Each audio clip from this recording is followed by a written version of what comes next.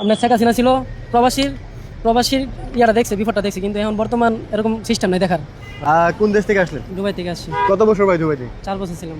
ছুটিতে নাকি একবারে না, আসলেন? একবারে চলে আসছি। একেবারে কি কারণে আসলেন ভাই? আপনার ভিসা হইতেছে না, ক্যান্সেল হায় হায় করছিলাম তো, বাইরের ভিসার জন্য ডালছিলাম, ভিসা হইতেছে না। মানে ভিসা রিনিউ হচ্ছে না? রিশনে আপনার ডাইরেক্ট ভিসাই হচ্ছে না। হায় হায়। ঋণ হচ্ছে, কিছু কিছু কোম্পানি হচ্ছে, কিছু কিছু কোম্পানি হচ্ছে না। চিন্তা করছেন দর্শক, একবারে চলে ভাই, এটা আসলেন? আমাদের কিছু করার নেই, সরকার ঠিক আছে, আগে সরকার ঠিক হইতে হচ্ছে না। হায় হায় হায়। সরকার ঠিক হইতে হবে, সরকার সব কিছু করতে পারে, কথা হচ্ছে না।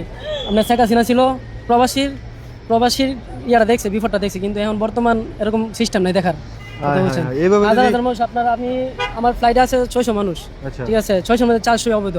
মানে এইভাবে আপনি মানে এইভাবে আছে, ক্যান্সেল আছে, ভিসা লাগাইতে পারতেছে না, রিনিউ করতে পারছে না, কোম্পানি পাঠাইতেছে, বাস। চিন্তা করছেন ভাই কি?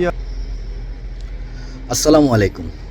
তো এই ভাই দুবাই থেকে ক্যান্সেলে একেবারে চলে এসেছে, আপনারা শুনতে পাইছেন। ভিসা হচ্ছে না নাকি। তো যারা আসলে মূলত কথা হলো যে যারা এই কিছু মানুষ আছে যে এই লাইসেন্সে 15টা 20টা ভিসা বের করে যারা আগে বিক্রি করছিল আর কি, একটা লাইসেন্স বের করতে লাগে মাত্র 15 থেকে 16 হাজার টাকা। 15 থেকে 16 হাজার টাকা লাইসেন্স সে করে কী করতো, ভিসা বিক্রি করতো। তো ভিসা বিক্রি করলে এক একজন থেকে 10,000 দেরহাম করে নিলেও অন্তত 15টার মধ্যে 1.5 লক্ষ দেরহাম, 15,000 টাকা ইনভেস্ট করে 1.5 লক্ষ দেরহাম কামাই সে কী করছে, চলে গেছে।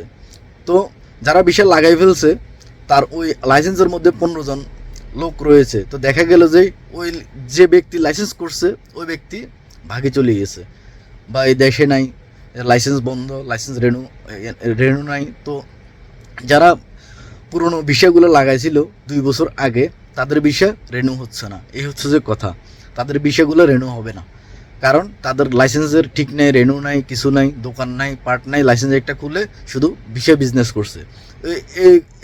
এই প্রকারের ভিসা যারা লাগাইছে তাদের এই সমস্যাগুলো হয়েছে। দুবাইতে মূলত এরকম কোনো সমস্যা নাই যে যে ভিসা রেনু হচ্ছে না।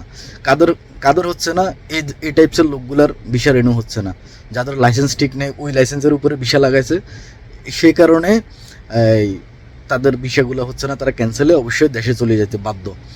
আর আমাদের বাংলাদেশ এম্বাসির বর্তমান অবস্থা তো তিনি তো বললই যে যে শেখ হাসিনা থাকতে অনেক ভালো ছিল, কথা ঠিক, কিন্তু বর্তমানে আসলে এরকম কোনো খোঁজখবর নেওয়ার মতো আসলে নেই। বাংলাদেশের পক্ষে কথা বলবে বা কোনো কিছু একটা করবে, আজকে বাঙালিরা নির্যাতিত সকল জায়গার মধ্যে, কিন্তু তারা কোনো সুযোগ সুবিধাই পাচ্ছে না।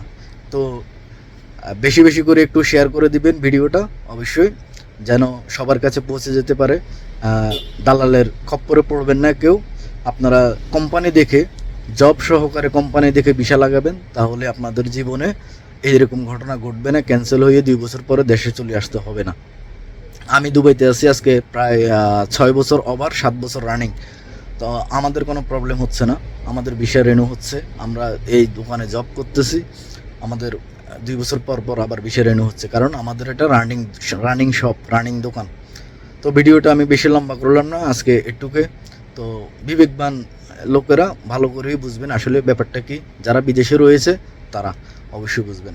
আর দালালের খপ্পরে পড়বেন না, টাকা বেশি দিয়ে ভিসা লাগানোর দরকার নাই। আপনারা যদি পারেন এই কোনো জব যেখানে মিলবে ওখানে আপনারা ভিসা লাগাবেন, আর নাইলে লাগানোর দরকার নেই। আর বর্তমানে ভিসা বন্ধ, লাগাতেও পারবেন না। ঠিক আছে, আল্লাহ হাফেজ, টাটা, বাই বাই।